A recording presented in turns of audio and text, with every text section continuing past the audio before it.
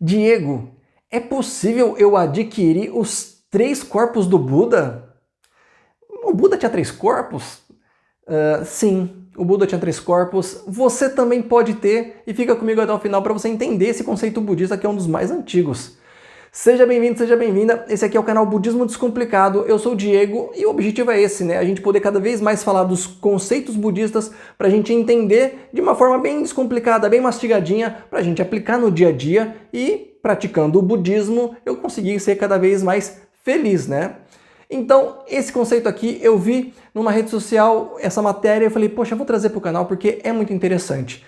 É um dos conceitos mais antigos da linhagem Mahayana. Depois que o Buda morreu, não tinha nada escrito ainda, né? Era tudo memorizado. E um dos primeiros documentos, né, que começaram a escrever em folha de bananeira ainda, eles documentaram um conceito chamado Trikaya, que é os 3 corpos do Buda.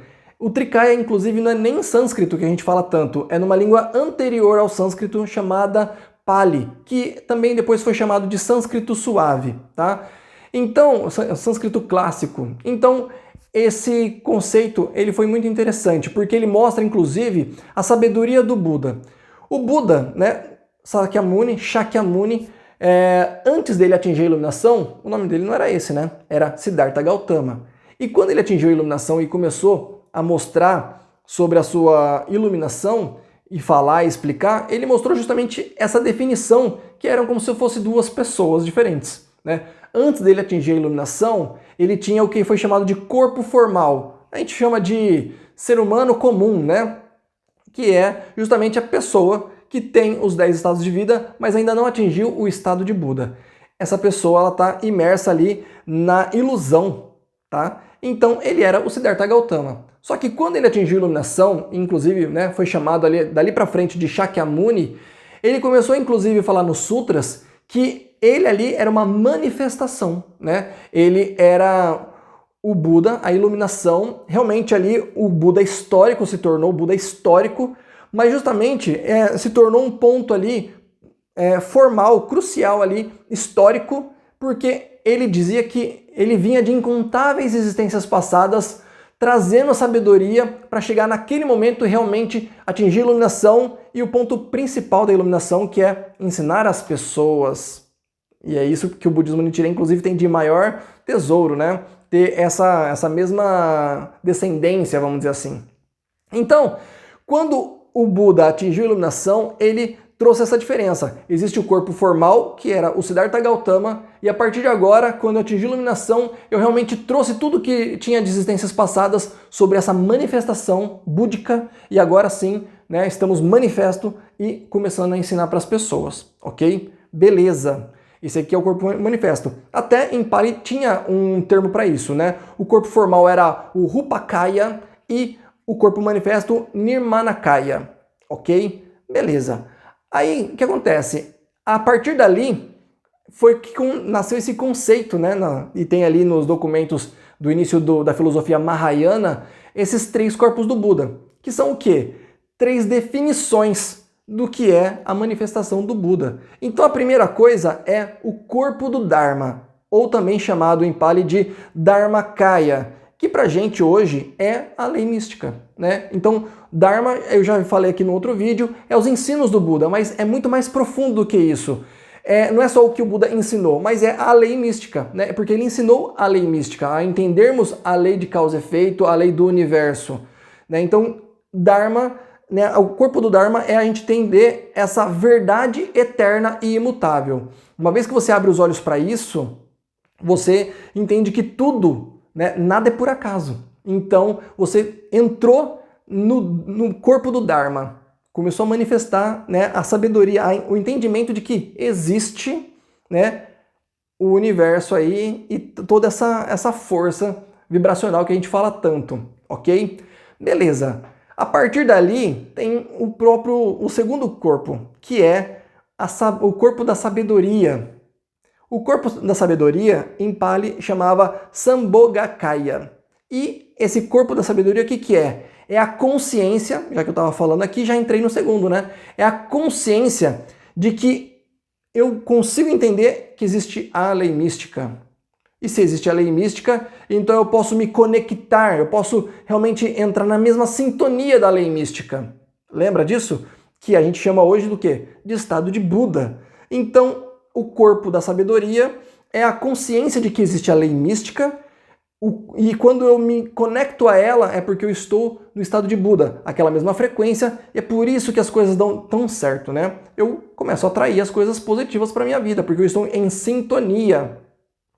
Mas eu tenho que estar com a cabeça aberta, né? Eu tenho que estar com a mente aberta para entender que existe essa lei. Senão, a minha ilusão, né? A minha escuridão fundamental, ela vai me bloquear para eu realmente chegar nessa frequência e poder desfrutar de tudo isso. O que inclusive também, em algumas escrituras, é também chamado de corpo da recompensa, porque é o benefício, né, de poder ter enxergado isso e poder usufruir de tudo isso, né? E aí entra o terceiro corpo, que é o corpo manifesto. Como eu falei ali, né, o próprio Buda, quando ele atingiu a iluminação e ele foi chamado ali de Shakyamuni, ele mostrou ali o corpo manifesto. Então, é quando você realmente manifesta o estado de Buda. Mas lembra que ele era o Buda histórico porque ele veio de incontáveis existências passadas até realmente chegar ali e falar assim, agora realmente a coisa vai acontecer? Ele percebeu isso, né? Então, essa percepção foi o quê? De perceber que, além de enxergar o Dharma, além de enxergar a possibilidade de se conectar, atingir esse estado de Buda, é você ensinar para as pessoas. Então, quando você tem essa capacidade de, através do corpo, né, através da sua existência, atingir isso e poder ensinar ao próximo, né, abrir os olhos do outro para que ele possa compreender que existe a lei mística, então você está manifestando o corpo do Buda, que também ali em Pali era o Nirmanakaya, tá? Então, o corpo manifesto são as ações do Buda. E quando eu atinjo o estado de Buda, significa que não só eu estou desperto, mas quando eu estou, inclusive, sendo a luz, né? Eu estou sendo justamente alguém que está manifestando, está ensinando o budismo, o Nam-myoho Renge-kyo, no nosso caso agora, né?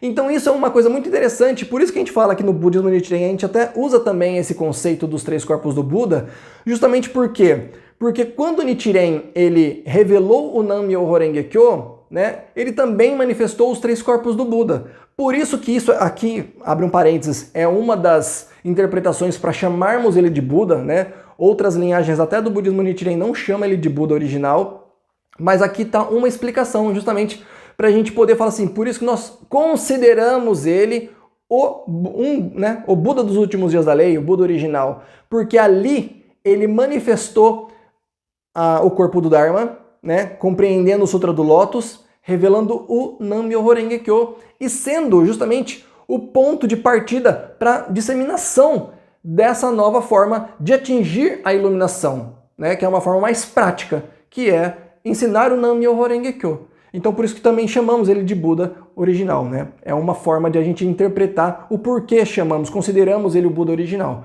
Mas é isso. Quando nós estamos aqui, você já conhece o Nam-myoho Renge-kyo? Você já conhece a lei mística? Você já considera ela? Você já acredita nela?